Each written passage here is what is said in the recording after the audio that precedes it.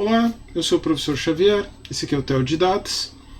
Hoje, quer dizer, pelo menos quando eu estou postando este vídeo, pode ser que você esteja assistindo ele num outro momento.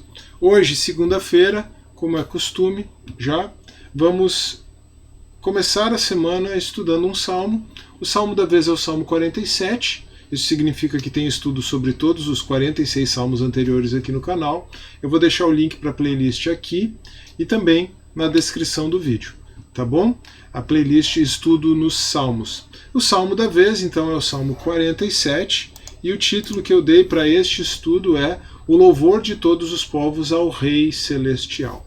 Se você quiser, neste momento, parar o vídeo, pegar sua Bíblia ou me acompanhar aqui, o texto vai estar projetado na tela.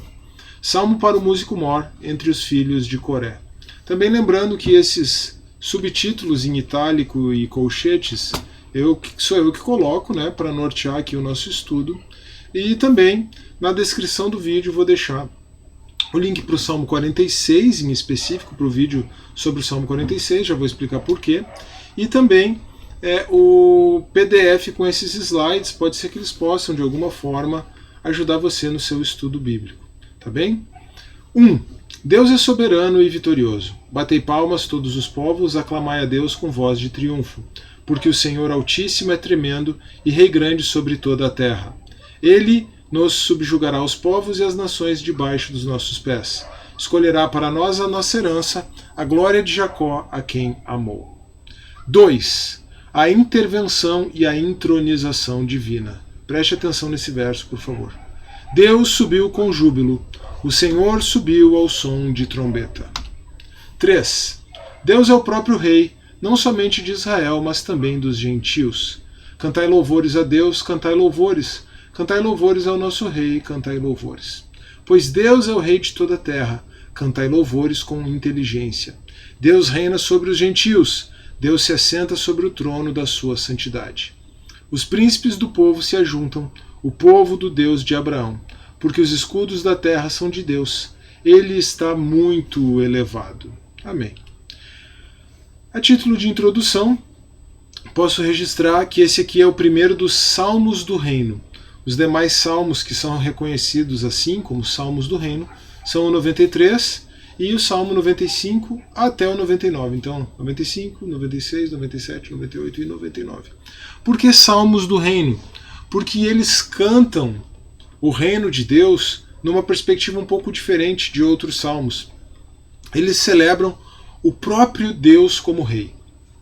Não se dirigem a Deus por intermédio do rei terreno, né, do governador terreno. Em outros salmos, fazendo uma comparação, em outros salmos, o rei aparece como representante de Deus. No Salmo 93, no Salmo 95 até o Salmo 99, no Salmo 47, esse que nós estamos estudando, é cantada, é celebrada, é enfatizada a própria pessoa de Deus como rei. O governo do próprio Deus. Deus como rei de Israel. Aquele projeto inicial de Deus que foi, podemos dizer assim, rejeitado pelo povo, lá em 1 Samuel 8. Então, aqui o salmista como que retoma esse projeto inicial e esse projeto se cumpre, né, se nós olharmos com um olhar cristocêntrico, olharmos para a narrativa do Antigo Testamento, para esses salmos em particular, para a poesia desses salmos, para todo o Antigo Testamento, na perspectiva do descortinar do drama da redenção, esse propósito, né, esse projeto de Deus se cumpre em Cristo. O Tom Wright, inclusive, tem um livro intitulado Como Deus se Tornou Rei, que é uma análise dos evangelhos, né, um estudo dos evangelhos, mas só o título ele já é bastante enfático a esse respeito, bastante enfático nesse sentido. Uma curiosidade, ou duas curiosidades, né? Este salmo, o motivo, especialmente do segundo fato apontado aqui, é bastante evidente, mas este salmo tem uma utilização litúrgica. Ele é usado de forma litúrgica, né? De forma ele é cantado, lembrado, lido de forma cerimonial, né, numa ocasião solene, numa cerimônia solene, num culto solene, tanto por judeus quanto por parte dos cristãos. Tá? Ele é usado liturgicamente pelos judeus no Rosh Hashanah, que é o Ano Novo Judeu, e ele é usado pelos cristãos no dia da Ascensão do Senhor, ou pelo menos em algumas igrejas cristãs que têm esse hábito, né, de observar as datas litúrgicas, o calendário litúrgico. Sobre o contexto histórico e literário deste salmo, o contexto histórico é o mesmo do Salmo 46, então é por isso que eu deixei o link para este salmo, para o estudo deste salmo. Vou deixar também aqui, né, no cartão aqui em cima, agora nesse momento, na descrição do vídeo e o card ali, né? Vou deixar eles aqui nesse momento. Você pode, se quiser, se ainda não assistiu o vídeo sobre o Salmo 46, retornar ao Salmo 46. Além de você ler o Salmo 46 junto com o 47 e o 48, é interessante ler a história lá do cerco de Jerusalém pelos assírios no período do rei Ezequias, com a grande vitória trazida por Deus, uma vitória trazida por intervenção do próprio Deus, segundo a narrativa, né? E esse registro está em 2 Reis 18, 19, 2 Crônicas 32 e Isaías 36 a 37. Vale a pena ler o Salmo 46 junto com o 47 e com o 48 e ler junto também essas porções indicadas aqui desses livros históricos e do profeta Isaías, né? Mas a passagem é bem similar, se não for idêntica, inclusive.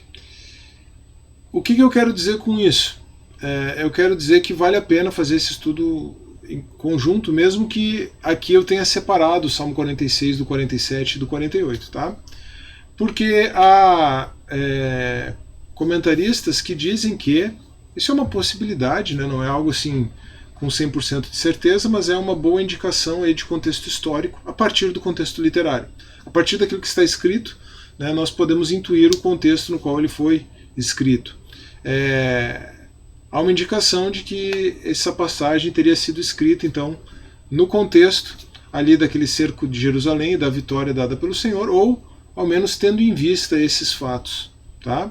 E o interessante é que, como houve uma intervenção divina, né, como o próprio Deus agiu naquela situação, como se fosse o rei, como comandante do exército, e mais do que isso, né, ele mesmo fez ali, ou ele mesmo providenciou a vitória, o próprio anjo do Senhor dizimou o acampamento dos assírios no cerco de Jerusalém, então o próprio Deus é celebrado como rei. Como eu já mencionei antes, ao mencionar, né, ao falar que se trata de um salmo do reino. E aqui nós temos um salmo messiânico, então, né, prefigurando a obra de Cristo. Por um lado, ele canta a vitória de Deus sobre as nações. Veja que a primeira parte do salmo tem a sua ênfase na vitória de Deus sobre as nações. Então, o que o salmista deve ter em vista é exatamente a descida do anjo do Senhor. Né? Mas Deus desceu, porque ele desceu, agora ele subiu. Então, o verso 5, né, nesse interlúdio, nós poderíamos dizer assim, Deus desceu, Deus interveio, verbo vir, veio, interveio, é difícil de conjugar. Deus interveio naquela situação e subiu. E à medida que ele subiu, então, existe júbilo, existe o som de trombeta, fazendo uma alusão aí à celebração.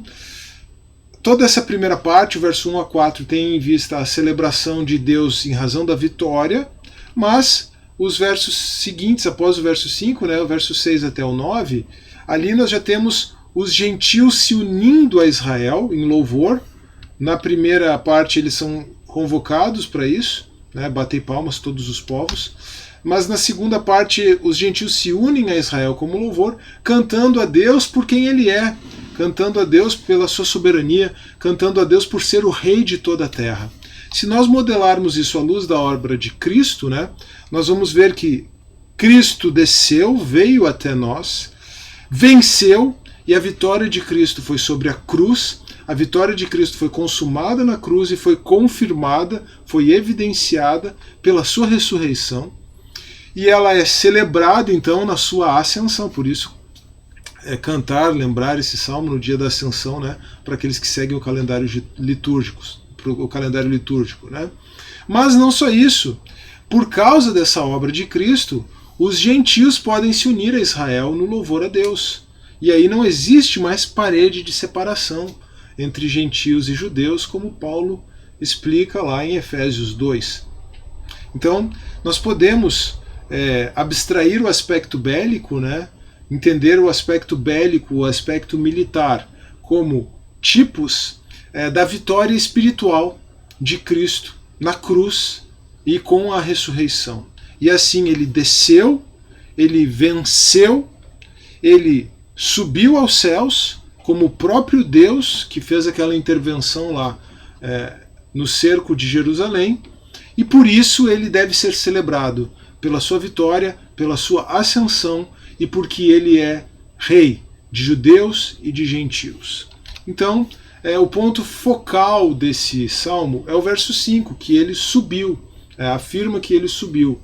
Ele, o próprio Deus, ele, Deus em Cristo, o Deus encarnado, o Deus que se fez homem, o Deus que morreu, que padeceu, que morreu, mas que ressuscitou e foi exaltado.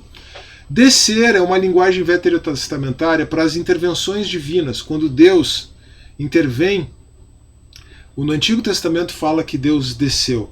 Ele usa essa linguagem lá em Gênesis 11, na Torre de Babel, por exemplo, e em tantas outras passagens. Né? Essas intervenções divinas, então, são caracterizadas pelo uso dessa expressão, desse verbo, dessa ideia, descer. E aqui, o fato de que Deus desceu está implícito no verbo subir. A ideia de que Deus desceu está implícita na afirmação de que ele subiu. Efésios 4:9, em Efésios 4:9, melhor dizendo, Paulo explica exatamente isso. Ele faz isso explicando o Salmo 68:18, que nesse aspecto é muito parecido aqui com o Salmo 47. O que significa subiu, senão também que desceu? As partes inferiores da terra, né? Paulo inclusive diz ali, se ele subiu até os céus é porque ele desceu. E aqui, modelando isso à luz da revelação completa, né, da verdade de Deus em Cristo, ele desceu e desceu para vencer, mas a sua vitória foi dada por meio da morte, por meio dos sofrimentos, por meio da cruz e da ressurreição. Então, após descer para derrotar o exército dos assírios, Deus sobe novamente vitorioso e ele é louvado por seu povo e por todas as nações.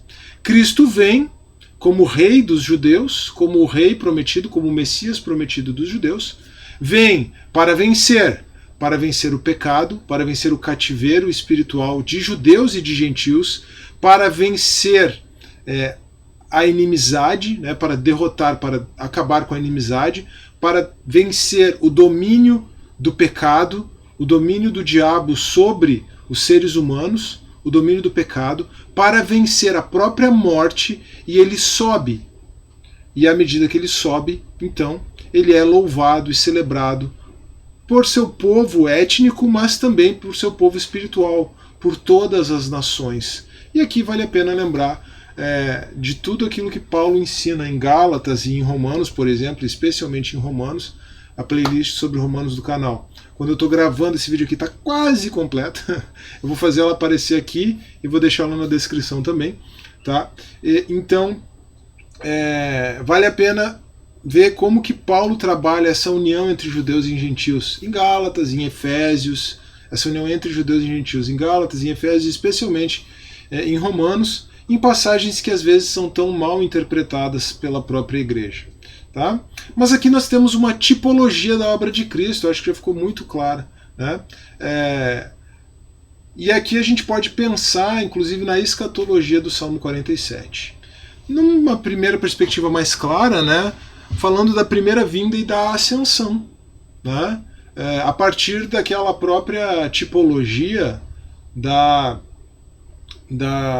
vitória sobre os assírios ali, pensando na vitória de Cristo contra a morte, contra os adversários de Deus, contra os nossos adversários espirituais.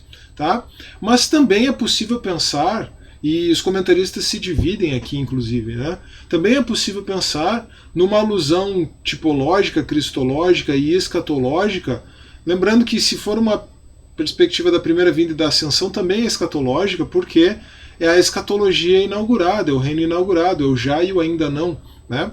Mas numa perspectiva da segunda vinda, nós temos também um aspecto escatológico indicado pelos comentaristas, exatamente porque você tem aí, ali na primeira parte do Salmo 47, né, aquela vitória sobre as nações, a vitória sobre os gentios, pode ser compreendida tipologicamente, profeticamente, escatologicamente, como a vitória final de Cristo, né? Cristo como aquele por meio de quem Deus, o próprio Deus, Cristo, vai, aquele por meio de quem o Pai, né? Porque Cristo é Deus, o próprio Deus vai então por fim a essa era de impiedade, de pecado, de iniquidade, de justiça e exercer juízo, punindo os desobedientes e premiando, galardoando, acho que é esse sim que conjuga esse verbo, e entregando o galardão e trazendo a recompensa para aqueles que são justos, para aqueles que são justificados e que permanecem em Cristo, na sua obra, na comunhão com Ele, vivendo a vida que Deus planejou que nós, enquanto seres humanos, vivêssemos. Bom, esse é o estudo sobre o Salmo 47. Eu espero que você tenha gostado, eu espero que ele tenha sido tanto instrutivo quanto edificante. Se for esse o caso, não se esqueça, por favor, de deixar o seu like nesse vídeo, de compartilhar o vídeo com seus amigos, com seus irmãos em Cristo, de se inscrever no canal caso você não seja inscrito e de deixar o seu comentário também. Isso sempre é muito importante em todos os vídeos aqui do canal. Tá certo?